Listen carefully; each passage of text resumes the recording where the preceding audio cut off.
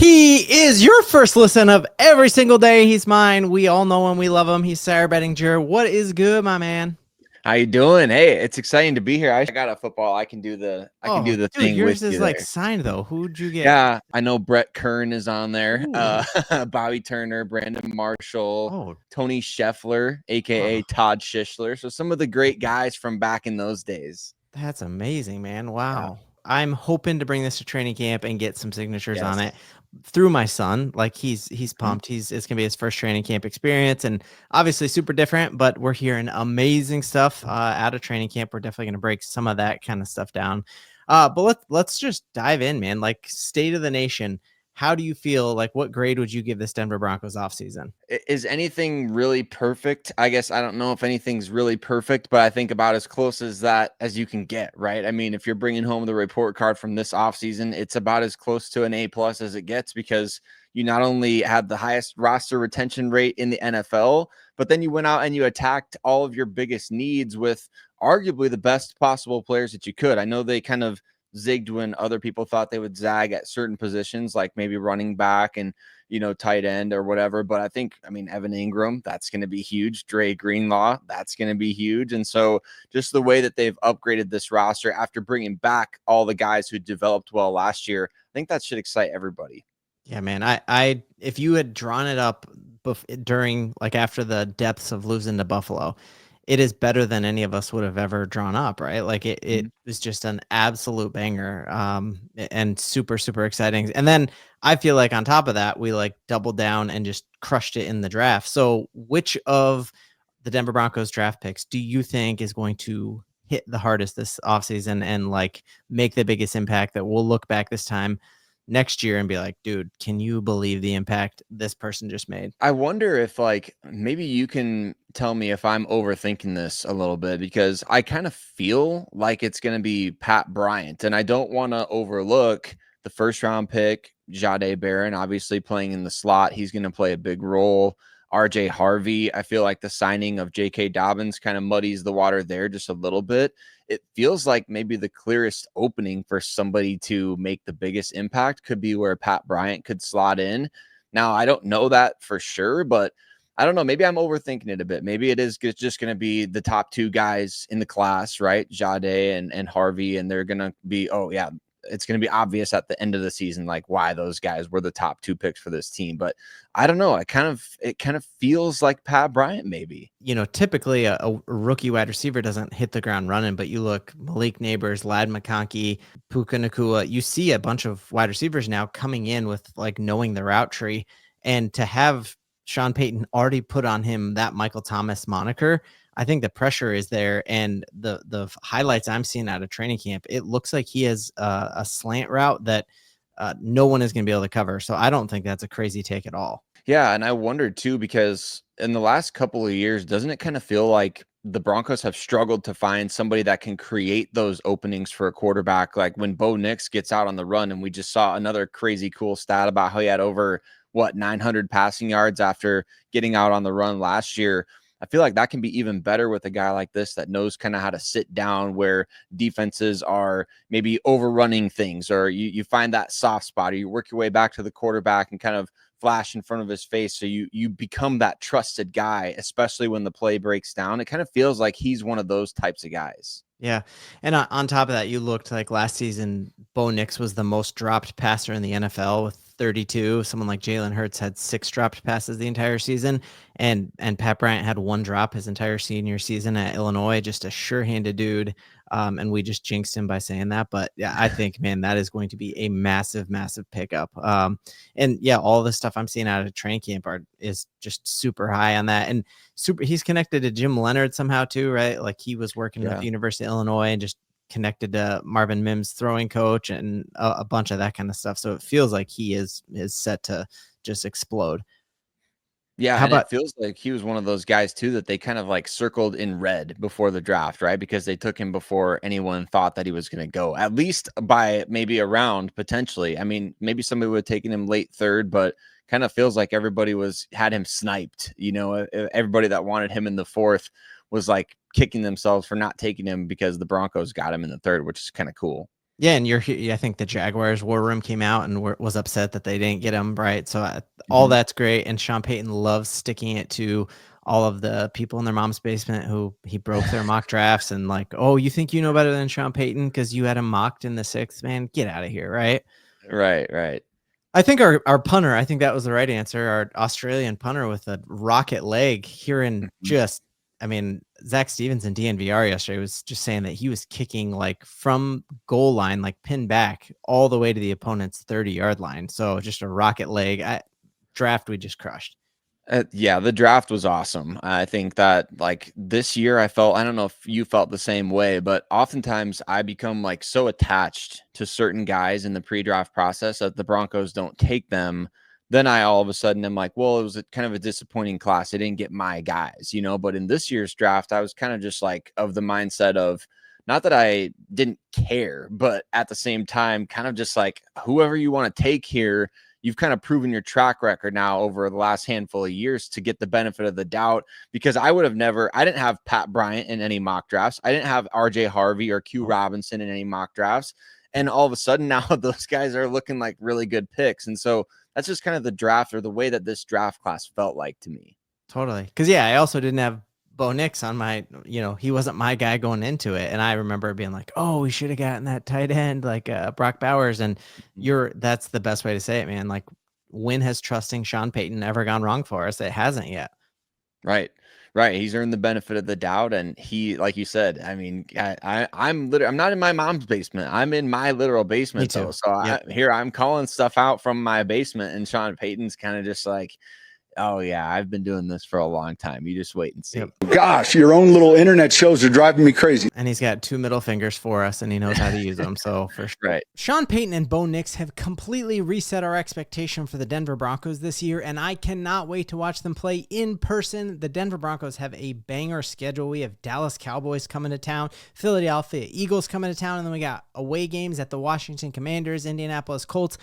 You got to see him in person. Absolutely. And that is why I want to give the sponsor of today's video a huge shout out. The only ticketing app installed on my cell phone, and it is, of course, SeatGeek. And it's not just my favorite. It's everybody's favorite, because there's 28 million downloads of this app, and it's actually the #1 app out there when it comes to buying tickets, not just to your Denver Broncos or Denver Nuggets or Colorado Rockies, but music, festivals, you name it. I am looking at some tickets for a Red Rock show to surprise my wife as we even speak. Each ticket that you check out on SeatGeek is rated from 1 to 10, 1 being a pretty bad deal, 10 being the best, so that they are looking out for you, and I'm looking out for you too. So I got you a promo code that will get you $20 off your first purchase on SeatGeek. It is promo code STDenver, or click the link in this description. But whatever you do, you guys have got to get your seat in a Denver Broncos seat this season using SeatGeek.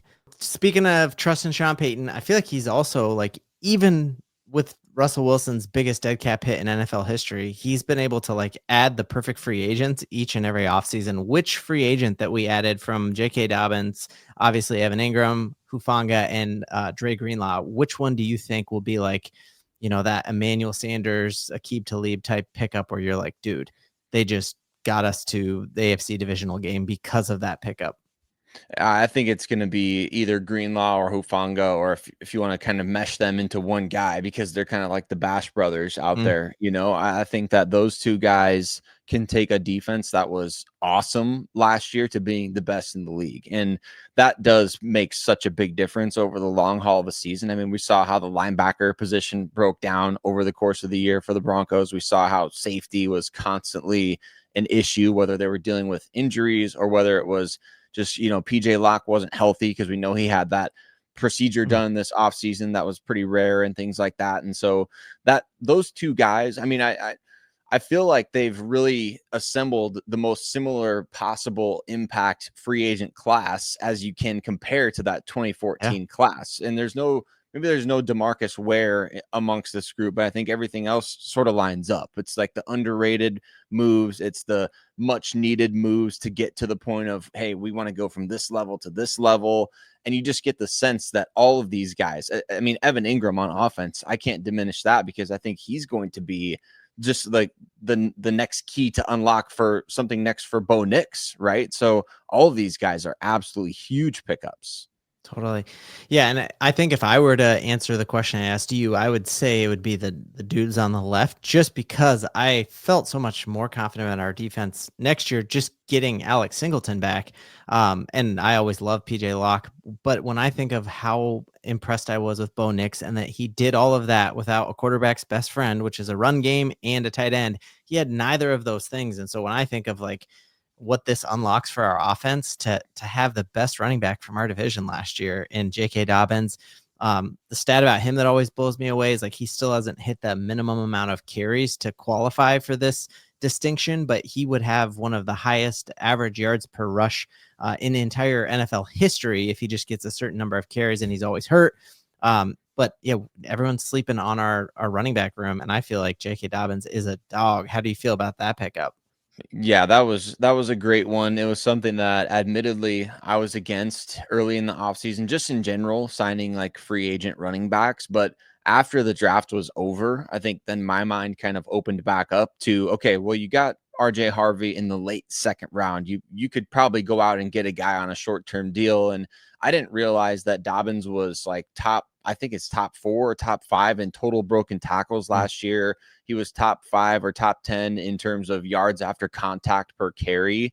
So to have a guy like that, we saw Javonte Williams take major steps back the last 2 years in yards after contact, yards before contact, terrible in the tight red zone. Like, this is the type of guy that can easily elevate the floor of your offense and be that kind of instant offense on first down, drive starter.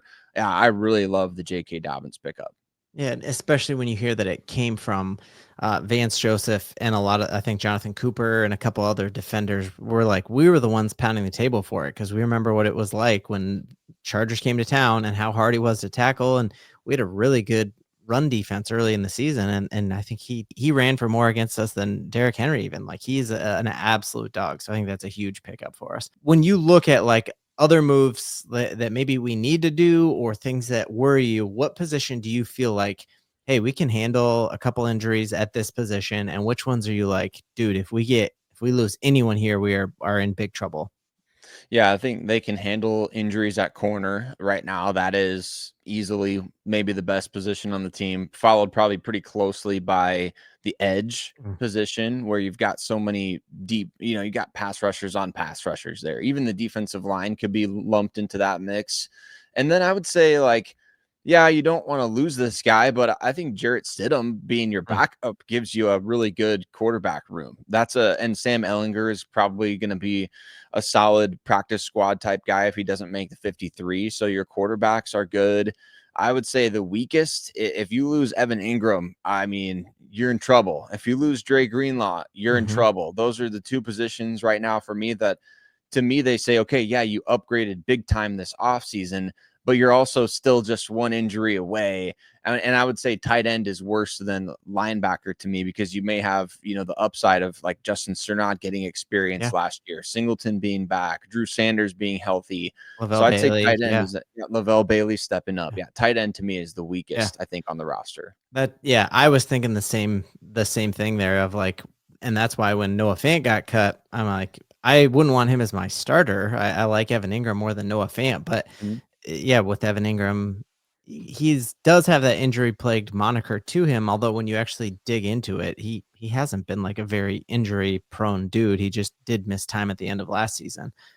Yeah, and I think that label comes from like very early in his career, right? With the Giants. And yeah, he strung together quite a few seasons where he wasn't missing much time at all. So I think it's kind of like where Jerry Jeudy stopped struggling with drops after his rookie season for the most part. Every receiver has drops, here and there, but I think that's kind of what he became known for just right away. And that's kind of what he became as a player. Is like he's known for his drops. It's like Evan Ingram missed time early. He becomes known for missing time, and all of a sudden that's just who he is to everybody. So I agree with you. I don't think the injury prone thing is fair for him based on what we've seen more in the last 5 years. Totally.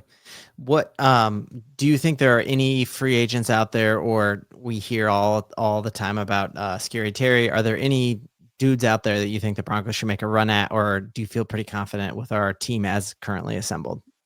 I would not mind seeing them go after Noah Fant. I mean, I would love that pickup. I think Lucas Kroll, to me, that thing has run its course, and you kind of need to move past that.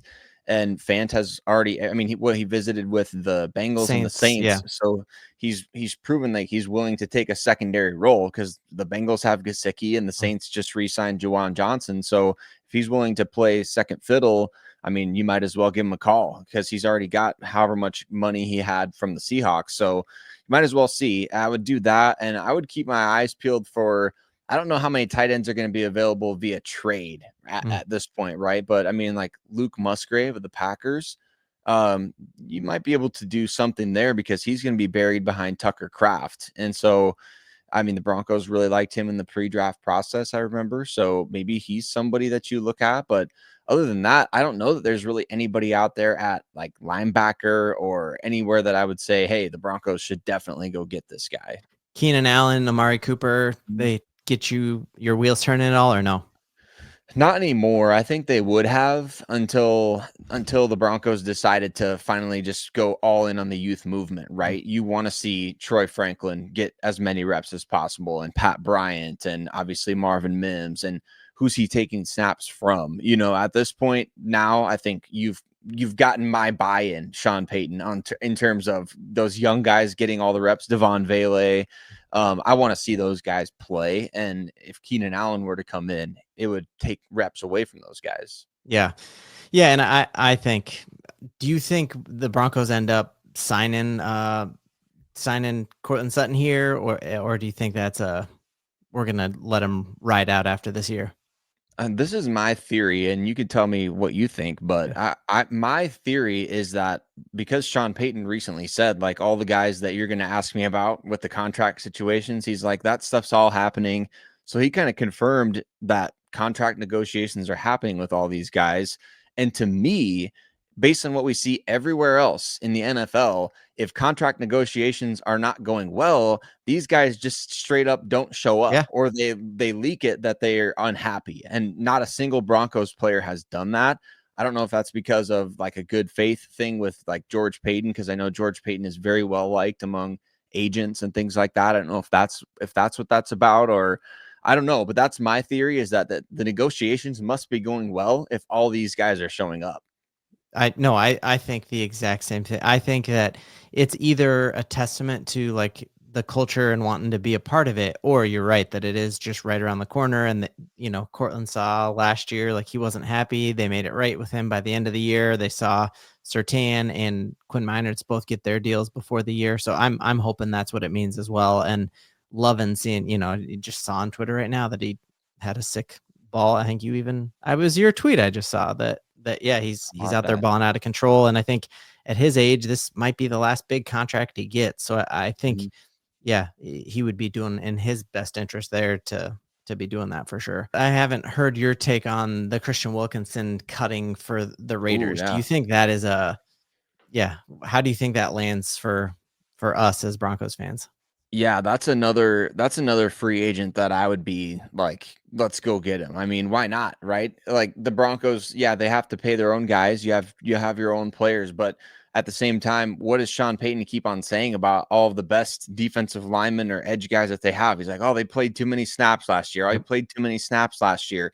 So go get this guy who's really good when healthy. And yeah, I get I mean, I've seen the video of him in the, Raiders training facility kind of dancing around, and the whole rumors about how he rehabbed from the foot injury and things like that. But I mean, this is the type of guy that, to me, dating back to what I remember about him at Clemson as a captain there, and somebody on the Dolphins who was always giving optimal effort out there on the field, like this feels like a very odd situation. And it's great for Broncos fans either way, because he's out of the AFC West for the time being. I mean, this seems like a very Chiefs type of move, or, something like that. But for the time being, at least, he's out of the division, and the Raiders defense was already terrible. Like on paper, arguably the worst. Max Crosby is carrying so much weight. Yeah. I mean, and you can't have 11 Max Crosbys. You have all these former first round busts playing all over the place. You have all these has-beens and never was out there in your starting defense, and you're signing Jamal Adams to play linebacker. Like, the Raiders just reek of desperation, and that's my unbiased opinion. Take away the Broncos out of it for the time being. Like, the Raiders defense just stinks flat out, and they've lost their best players this offseason. They didn't capably replace them despite having, didn't they have over They had $100 million tons in of cap money. space? That was what was wild about it. Yeah, and they have no income tax there in Vegas, and so they weren't able to attract guys. They paid all that money to Geno. I just think that when you talk about having a terrible offseason after making probably a pretty darn good head coach hire, like Pete Carroll's a good coach, I think the Raiders really fumbled that whole situation. Totally, man. And I think on top of just like what it does from an X's and O's standpoint that we don't have to play them, they are also set to have the most money in football next season in the offseason. And if you are a guy deciding what to do in free agency, you're not going there like that. I think that damages the brand so much. And I think Adam Schefter tweeted out their last 5 big free agent acquisitions. Almost all of them were cut after 1 year. And so I think this hurts them, just not just this year on the field, but I think it's going to damage their ability to attract top talent from now on, which is fantastic for us. Yeah, especially because they trying to void the 35+ million on Christian Wilkins' deal. I mean, you don't think players are going to see that? And despite whatever the Raiders say, the players are going to side with the other player. They're gonna think that Christian Wilkins was in the right. I mean, and ultimately, yeah, it does hurt them tremendously. Not just that situation, but you don't have a long-term quarterback situation figured out. You've obviously got, a lot of different things going on. You're rebuilding. It's going to take some time for them, and that's great news for Broncos country. Because Pete Carroll's 73, so he doesn't got a lot of time coaching, Right. And it frustrates me because all we heard with the Russell Wilson stuff, like the haters were like, "Oh, no free agent's going to choose you because of how you treated your players." We didn't try to touch Russell's money. Like we could have probably made up stuff about his injuries or whatever. We didn't try to touch his money. And obviously, you saw Evan Ingram pick us over the Chargers. You saw Greenlaw and Hufanga pick us over the 49ers. So it didn't hurt free agents coming here. But I think when you mess with a player's money, that is just something you do not want to do.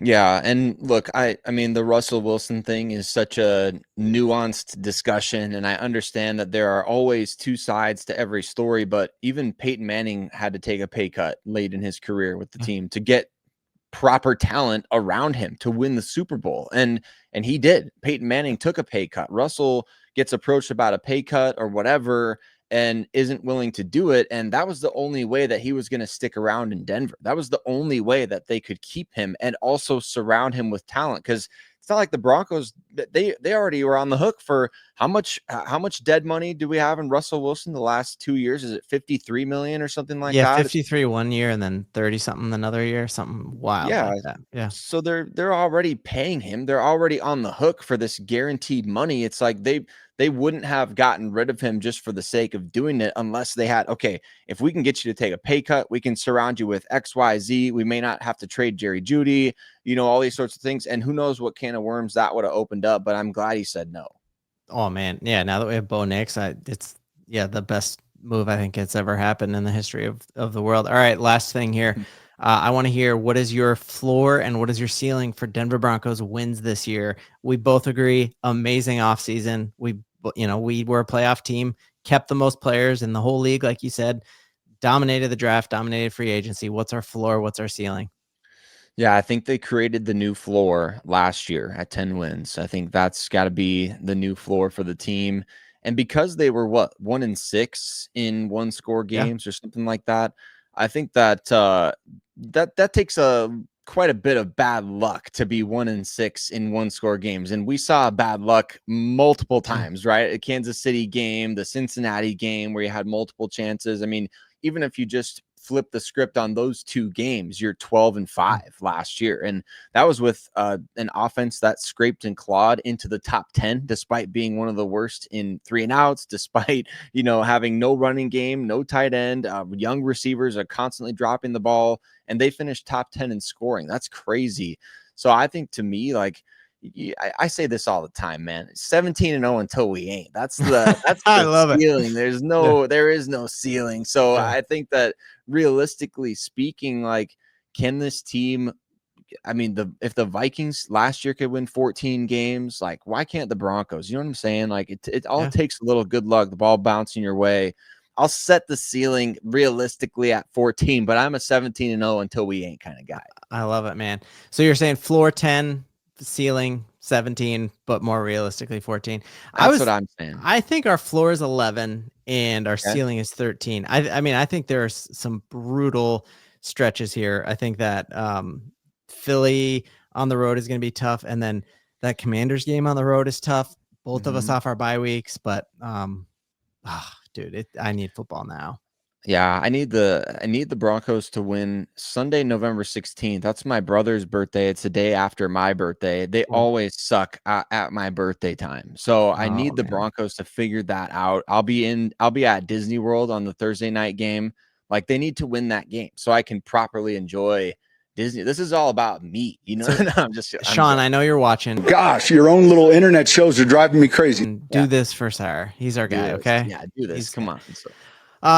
In the unlikely scenario that people aren't connected with you, where can they go to get hyped with you, listen to you, read all your stuff, man? Where can they follow you? I'll link it all below, but plug it for us.